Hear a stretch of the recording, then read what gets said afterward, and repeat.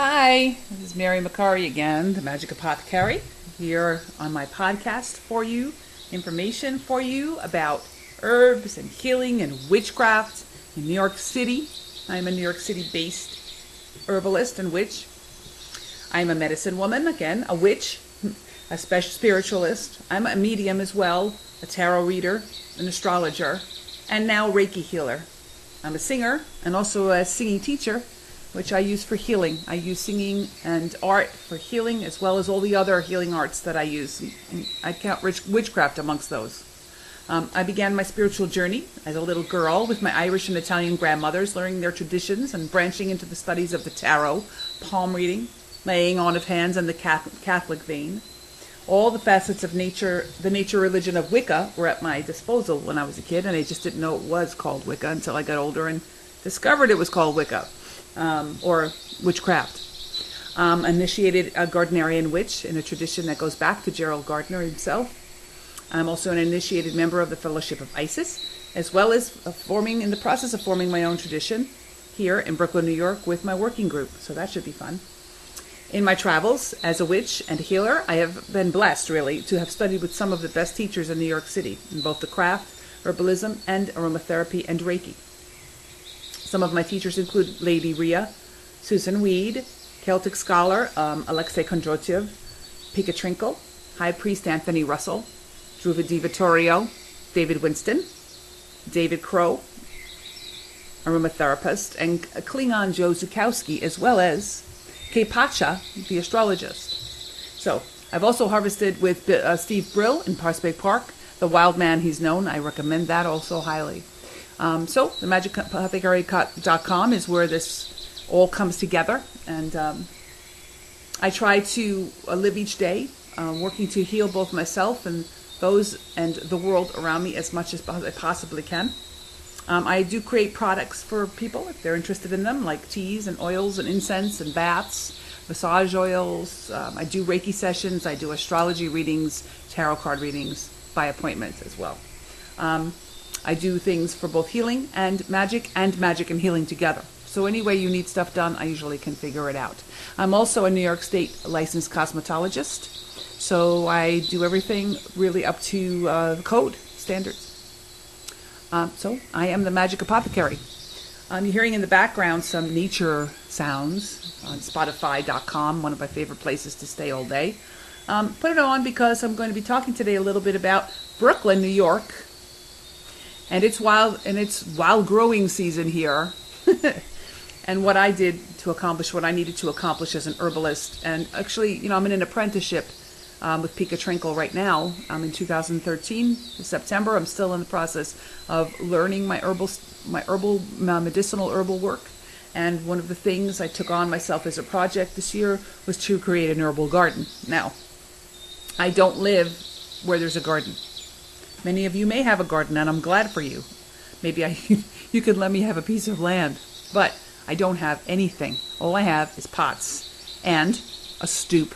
I was lucky to have a stoop this year and last year because I have a lot of sun in the front here. I have a lot of southern exposure. So northern and southern exposure where I would put my plants. So lots of good light all day long. Lots of shade too for them. There are trees here. I live in a part of Brooklyn that's very green. There are a lot of trees and a lot of fresh air near the water, so I'm lucky in this way, and so are my plants.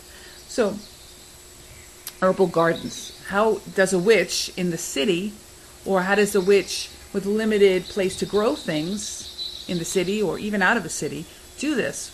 Even if you are a witch who has tons of land, how do you do this? Well, of course, if you have tons of land, or good-sized garden, the first thing you want to do is think about where you're going to plant your food crops, right? So those should be close to your house. They should be away from critters that can eat them, in some way safe. And this goes for all your things, too, because I'm going to talk a bit about stuff that's medicinal and also can be sometimes poisonous to animals. So we want to be careful where we put things, okay? Cognizant of animal life. So you want to set up your food garden if you have that much room. If you're lucky, I don't, but thank God for farmers markets, right? So you can also then cordon off a spot for flowers if you like, if you're that lucky. if you're that lucky and you want to put flowers, use magical flowers, please. Use flowers that can be used in magic, and really, truthfully, most flowers can be. You want to look for seeds that are heirloom, if you can find them, for flowers, and organic, and not GMO, not modified in any way. Okay, so that's a task for flowers. But for herbs, it's not as difficult. I found two great sources for medicinal herbs and also for magical herbs. One is superior for magical herbs. This year I did not grow magical herbs myself. I worked only on medicinal herbs, but next year I will be adding those to my repertoire. So what do you need, right? Besides earth, if you have it, land. If you don't have that, and you want to have a small garden, or you want to have a potted garden, obviously the first things you need are either dirt or pots. Well, if you're going to make a stoop garden like I did this year, which was, I think I used 15 or 20 pots. Good sized pots. I have, maybe each pot is about a gallon or 2 gallons, sometimes up to 5 gallons of dirt.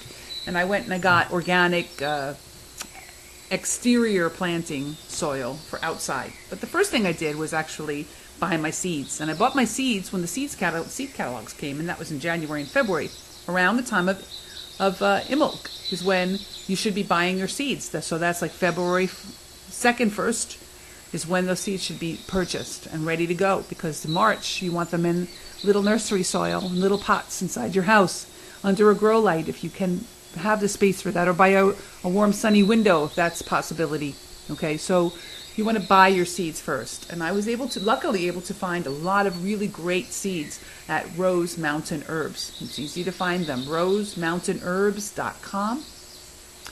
So they had a large selection of very nice organic, well done, well harvested seeds for medicinal purposes. This year I planted chamomile, which is really a weed.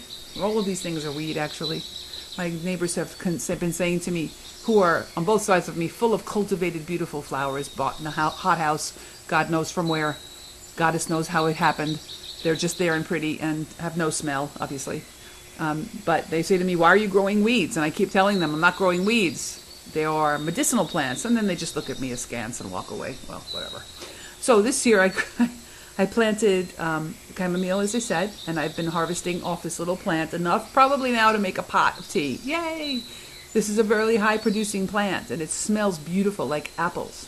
So that's been an easy one and a good one, and I know it grows, so I can recommend the chamomile for you.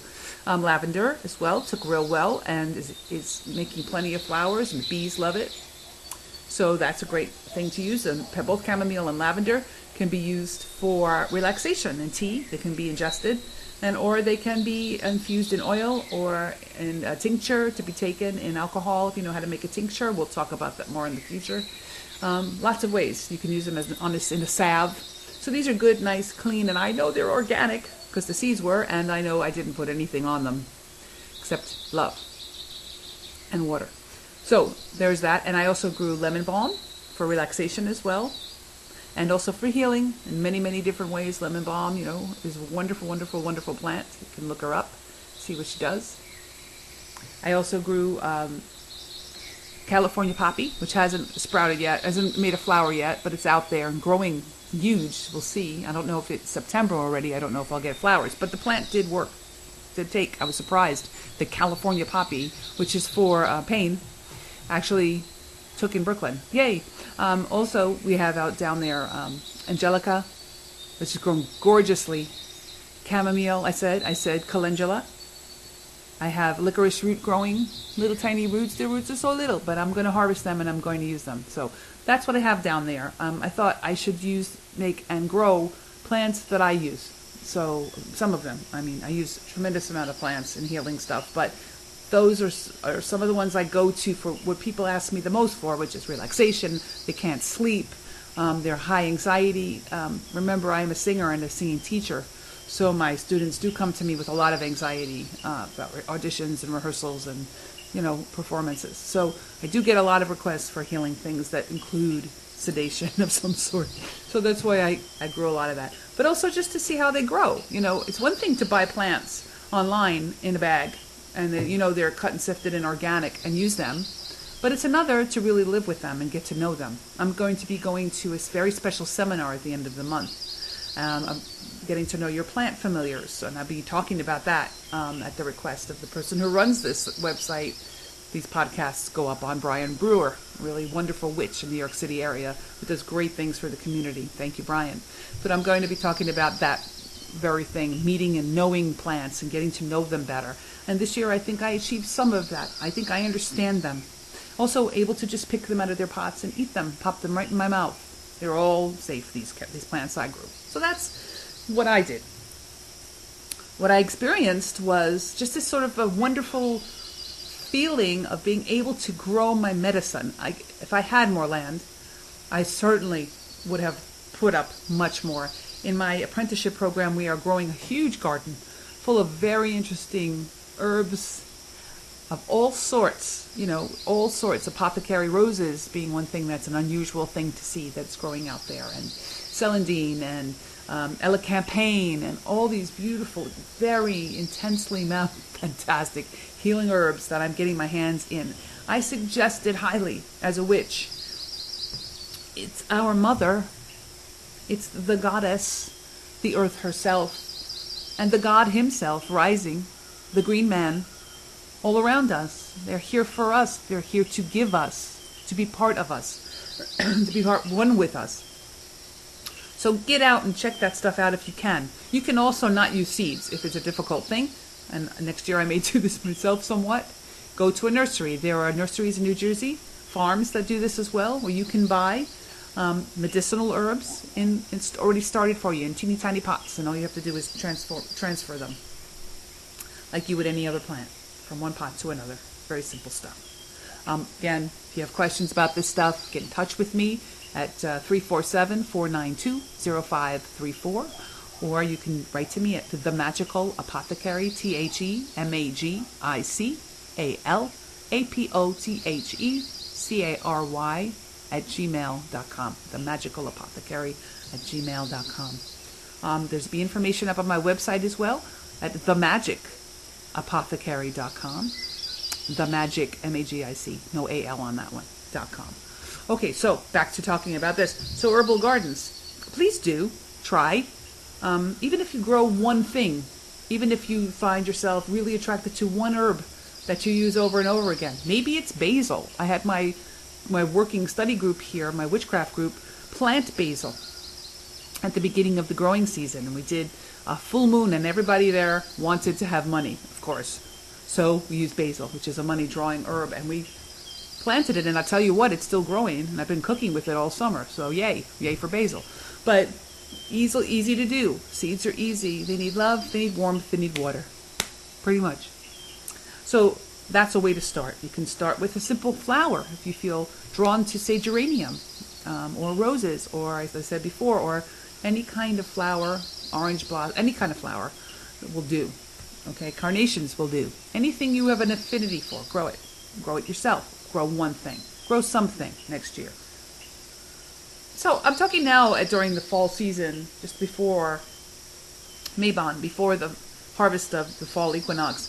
And there are things growing everywhere. I suggest pretty strongly that you get out there. I just spent an entire weekend harvesting gazobules, huge, gigantic gazobule amounts of goldenrod. Goldenrod is proliferate everywhere right now in September and a little bit longer.